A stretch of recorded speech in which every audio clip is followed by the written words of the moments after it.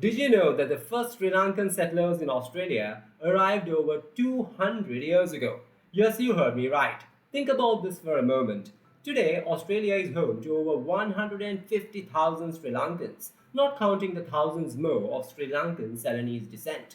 You can walk through suburbs like Dandenong in Melbourne or Westmead in Sydney and find bustling Sri Lankan restaurants, grocery stores, and even temples. The Sri Lankan influence is undeniable.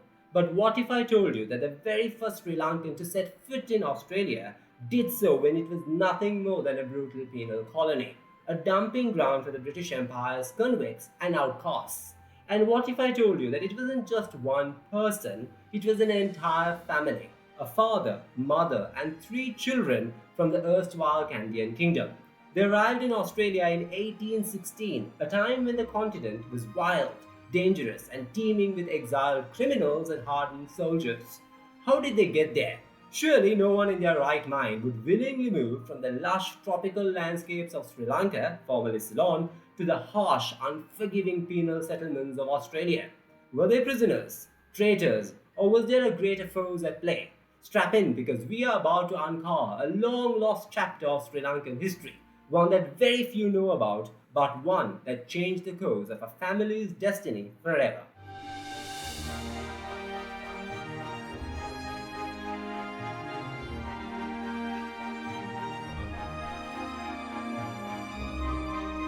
To uncover this forgotten piece of history, we must travel back to the first quarter of the 19th century, a time when the British Empire was at its zenith and was busy tightening its grip over Ceylon, now Sri Lanka. Our protagonist, the first man from Sri Lanka to set foot on Australian soil, Drum Major William Oodeen, was a non-commissioned officer in the 1st Ceylon Regiment, a largely Malay battalion under British command. The Ceylon Malays, or our Malayu Sri Lanka, who are largely descendants of soldiers and political exiles, formed a key part of the colonial military. But in 1803, during the First Kandyan British War, Oodeen's life took a dramatic turn. Captured by the Kandyans when the British suffered a crushing defeat, Oodeen chose to abandon his British allegiance and join the ranks of the Kandyan army.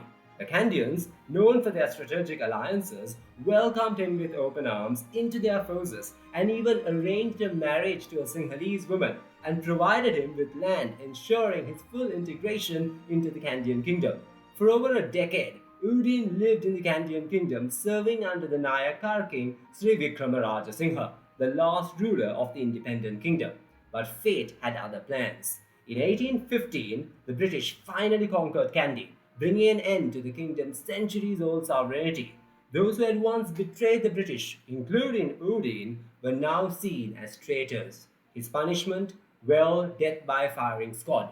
But at the last moment, a surprising intervention changed his fate. Governor Robert Brownrigg, wary of executing a Malay officer and risking unrest among the Malay soldiers in British service, commuted Oodeen's sentence to transportation to New South Wales, a fate shared by convicts and rebels across the empire. Thus, in 1816, Oodeen and his wife, recorded as Eve in Australian records, and their three children were forcibly deported aboard the ship Kangaroo. Imagine their journey, leaving behind the lush hills of Kandy, where they had built a life, for the rough, unfamiliar penal colony, home to criminals and exiled revolutionaries. On February 17, 1816, the Sydney Gazette published an article describing Oodeen and his family upon arrival. The British writers, clearly unfamiliar with Sri Lankan ethnicities, described him as a Malayan, dark-complexioned man approaching black, and his wife as a small, handsomely formed woman of dark olive complexion.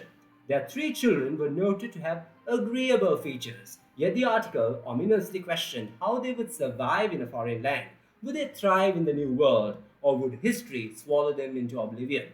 Despite his forced exile, William Oodeen, who was also known as John Oodeen, quickly found work. His military background secured him a job as a watchman at His Majesty's dockyards in Sydney. By 1825, he had transitioned into law enforcement, becoming a constable of the government domain. But his most significant role came in 1827, when he was assigned as a Malay interpreter for the Australian government. His knowledge of the Malay language proved invaluable, particularly in dealings with Makassarese fishermen from Indonesia, formerly the Dutch East Indies, who frequently traveled to northern Australia to harvest and trade tripal, sea cucumbers. Oodeen's son also worked as an interpreter, continuing the family's legacy of bridging cultures. Meanwhile, his Sinhalese wife, Eve, a resourceful and practical woman, managed their household and prepared for life at Fort Wellington, Raffles Bay, where the British sought to strengthen their presence. In 1839, however, tragedy struck. The family's matriarch, Eve Oodeen, passed away at the age of 50. She was buried at the Devonshire Street Burial Grounds. William Oodeen lived on, serving as a government interpreter until 1842. He eventually retired, having spent 44 years in Australia. On May 23, 1860, he died at the age of 87, leaving behind a large family and a mysterious yet enduring legacy. Though history largely forgot him, William and Eve Oodeen were the first family from Sri Lanka to set foot in Australia, long before the Burghers, Eurasians migrated, long before the post-independence waves, and long before Sri Lanka even existed as a modern nation. Their 6 children, 3 born in Ceylon, 3 in Australia, blended into the Australian populace, their descendants scattered across the country. It was not until Glennys Ferguson, a great granddaughter of William and Eve, began her research that their story resurfaced. She uncovered long lost records and traced living descendants. Her quest to unravel the past is ongoing, and so the mystery lingers. The story of William and Eve Oodeen is more than just a tale of migration. It is a story of war, loyalty, exile, and survival, a testament to the unpredictable forces of history. They arrived in Australia not by choice but by fate, yet their family endured, ultimately becoming part of the nation's fabric. So the next time you think of Sri Lankan Australians, remember the Oodeens, the first Sri Lankan family in Australia. Perhaps somewhere in Australia today, an Oodeen descendant is walking the streets, unaware that their ancestors once defied empires, survived exile, and helped shape the early history of the land down under.